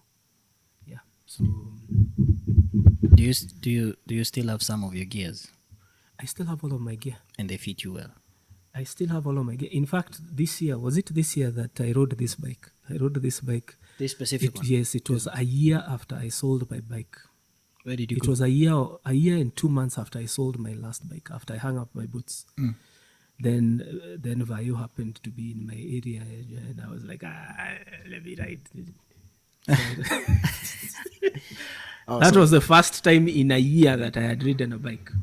So I still have all of my gear, by the way. I have like 3 helmets. I have my full suit, my full leather suit for superbikes. I have my boots. I have all my gear. But like now I'm wondering what to do with it because as a zinakula space and I don't see a scenario where I come back. If I got you a bike, would you be willing to do one ride for all time's sake? Yes, definitely. So you're game? No, if I got a bike, I would ride, but I would ride like I'll never ride again. So if you're giving me your bike, you'll have to sign a waiver. Like, in case, I'm not guaranteeing you. In case I put it in a tree or something. Hey, okay, that's crazy. Especially the R6. I think my peak as a biker was when I got my R6. Yes, when I got my R6, I was untouchable. Even not the R1, not the... The R1 I was very afraid of. There are things I did not do with that R1. You knew your place. You just then the R1s are quite heavy. That 07 generation of R1 was quite top heavy. It was not as good in corners as the R6 is. The R6, you lean, you see the tarmac is here and you're still leaning and it is here. You know, and the bike still feels very planted. It's and like light, mine, I was doing those things with a leaking engine. And it's leaking on the tire. On my tire. You guys survived. And I am Survived the big still one. doing knee downs all over the place, you know. Until now, the day things went wrong. So, yeah. So R6 is your favorite bike. The, Generally, when it comes to super my bikes, R6 is your R6 favorite. was one of my favorite bikes, yes. But it was not my dream bike. Which was your dream My bike? dream bike was the CBR 1000. And you got it. Which eventually I got the exact same one I had dreamed about, the one I had always wanted. In fact, in 2007, my wallpaper for my desktop was a gray and black CBR 1000. And I didn't realize it, but in 2014 I got the exact same bike, and it was a special edition bike. At that time. Yes, it was a special edition bike. So that was my dream bike, because I feel like the CBR 1000, this was a 2006, handled a lot like the R6, had very good handling, but had a lot more power. So the R6 was perfect, but it didn't have the power. You know, R6 especially when you're riding with guys on 1000cc bikes, you'll feel it. guys see a street, they'll leave you. Correct. I don't know if I told you about that accident, the first accident I was in, where I was supposed to be in front. Styles had just gotten a GoPro. So he was like, now because he has a GoPro, and I think it was the first GoPro in the crew. Back in the days. Yeah, so he'll sit at the back and record us. So the us guys will be in front, so he'll record us. So he was like, you go in front because you're the one who knows the road. We were doing Karirana at that time. So I'm on my car 600. I've fingered everything. Guys are on 1000cc bikes. So two guys passed me. The guy called Lawrence and a guy called Robin. He passed me. I'll mention their names because there's a known story. Which year is this? This, I want to say, is maybe 2010 because it was before my accident. 2010 or 2011. Yeah. So, because they were on 1000cc bikes. One was on an S1K, the first S1K in Kenya, and the other one was on a Gixxer. That was the first S1K. The first S1K in Kenya. Yes, it's still around. So the first S1K, and this guy Lore was on a Gixxer, K4 Gixxer 1000. So they passed me like I was doing nothing. Me, I fingered my R6 kabisa. After Kiambu, just before you get into Karirana, there's a street. There's this car street, then there's a small car S, then you go, then there's the first right-hander, the first corner. Now that first corner, see, these guys didn't know the road. Me, I knew the road. I was supposed to be in front. They passed me. So they didn't know the road. So how have they come? They've pattered that corner. The S1K has ABS, has all these things. That one stopped. The Gixxer did not stop. Me, I was seeing guys doing cartwheels. Seeing my guy doing cartwheels in the air. Bike doing cartwheels in the air. Dust everywhere. By the time I got there, I couldn't find him. Because now these guys passed me. So it was the two of them, then me. Then the other guys behind. So by the time I get there, I can't even find the guy who went down. Because alirushwa He's in the kwa tea. majani. Coffee, it's actually coffee. Coffee. I remember even going to lift his bike. I was looking under the bike. Guys, and then I asked, small guys, where is Lore? So we are looking for Lore. Eventually we find Lore huko kwa coffee trees huko. Relaxed. Unconscious. Unconscious. Yeah, he had one eye open. What? It was just me. I just thought this guy was going. It was. No one. No. This one is funny because he walked away. No injuries, no nothing, no No, he hospital. got injured. He had a concussion, I think. But no fractures. He broke his collarbone. Oh, Those are the only injuries. But that accident was crazy. I'm sure. Because now when the road went that way, he went straight into a mtaro. There's a mtaro, there's a culvert. There's a culvert. He hit the culvert, the bike threw him, the bike went that way, he went that way. I'm sure he's never had the last of this story ever since. Man, this story was just Every crazy. weekend when you meet up, he's So, the topic. so this guy, then after he's been unconscious, so we find him, he's unconscious. Styles is like, don't touch him, don't touch him, don't touch him. And this is something that people are not taught anymore. And me, I learned that time. Basic first Because aid. apparently when someone has had an accident and they're unconscious, don't just go and grab them. You can't just go and grab them. You might, maybe they had a injury, you might break something or make something worse. You're not supposed to touch them. Okay. So apparently you're supposed to call them until they wake up. No touching. Don't touch them. Unless you see like blood or something, an obvious injury. Unless you see an obvious injury, do something. But if there's no obvious injury, and in this case there wasn't, there was no blood, there was nothing, you don't just go and grab a guy. So me, I'm wondering, you guys are saying we don't touch him. This guy is dying, Bana.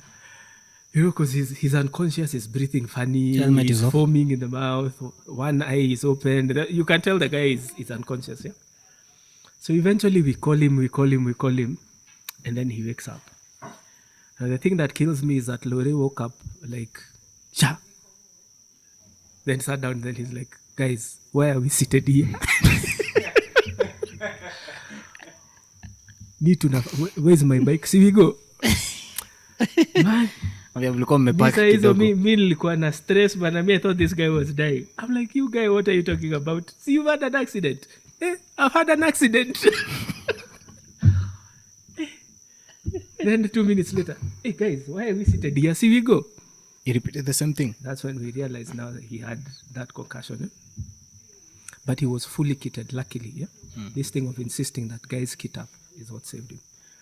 Oh my God. He was fully kitted. So that was a hilarious, and it was my first ever accident. So for me, I've never forgotten it. First of all, the trauma of, and then like Lore, actually, I'm the one who introduced Lore to the crew.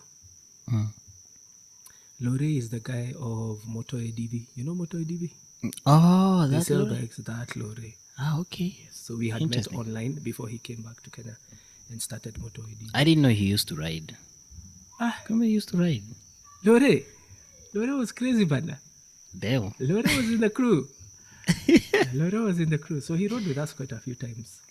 But he was more of a guy of these kinds of bikes, I feel, not super bikes. More off-roading. He was more of this. Even now he does more off-roading and tour and adventure kind of riding. I feel, yes. Oh, nice. Yeah, so for me, that was my first ever experience. I wish all the other experiences Well, the same. could have Like been almost. like that, where someone just walks away and you have a story. I mean, with Lore, it was so crazy. He'd call, like the next day he called everybody. He was calling every 5 minutes. He'll call someone because you guy, I had an accident. You're like, you just called me like 5 minutes ago. I was there. The concussion didn't. It took some time. Like weeks.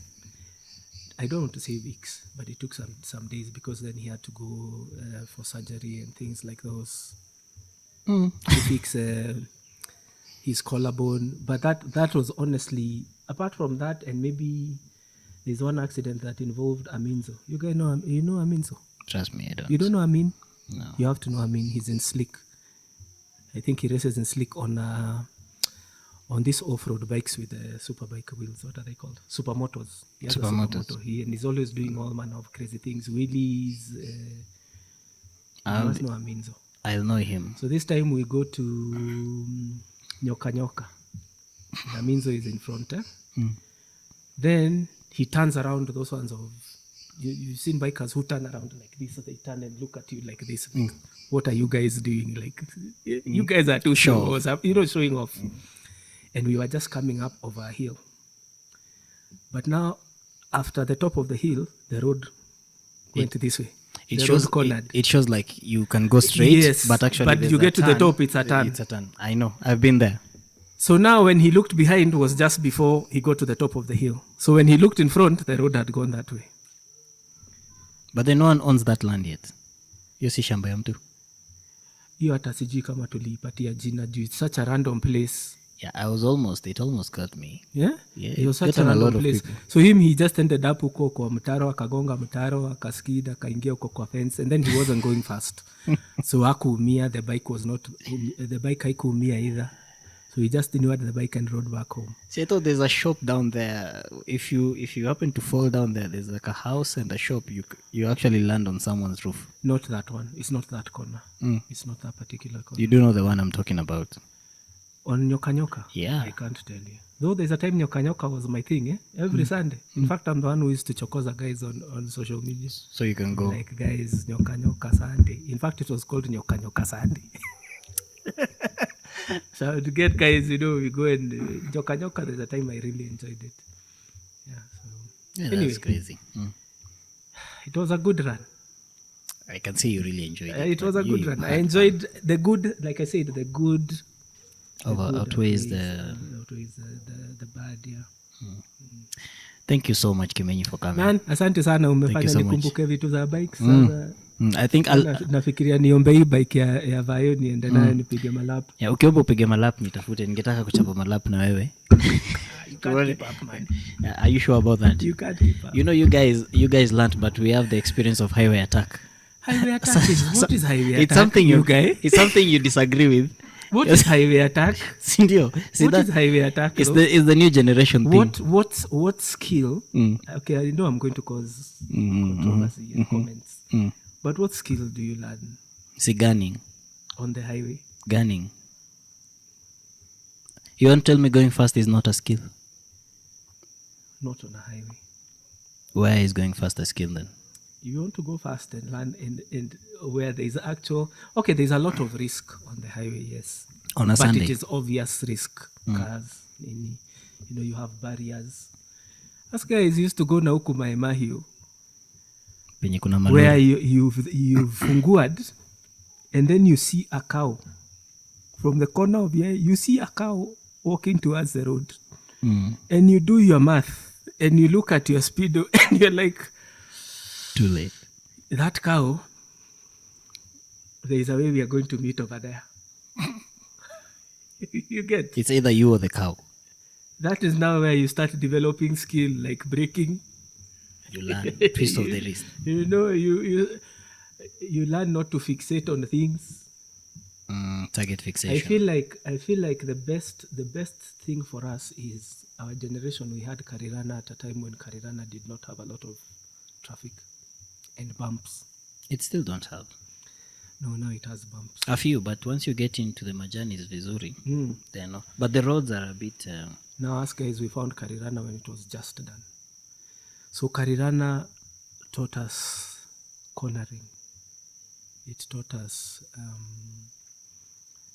paying attention. It was not a closed road. It was not a closed track. So you'll still meet a random dog when you've leaned in. You're about to touch your knee. Then there's a dog crossing the road. I feel like there's a lot more to learn from those kinds of scenarios than highway. This highway thing, man, I don't know. I did the highway thing also. I'm not saying I didn't do it. You don't approve. But maybe because I did it and because of the experiences I had on the highways, it doesn't matter whether I approve of or not. That is not the issue. I just don't recommend it. And that is why I'm talking about pushing for things like right now. The biker community is so huge. You guys are so big. You have such numbers that I feel you can push for things like race tracks. You get? That's why I feel so strongly about such things, because I did that whole thing. I did the whole highway thing.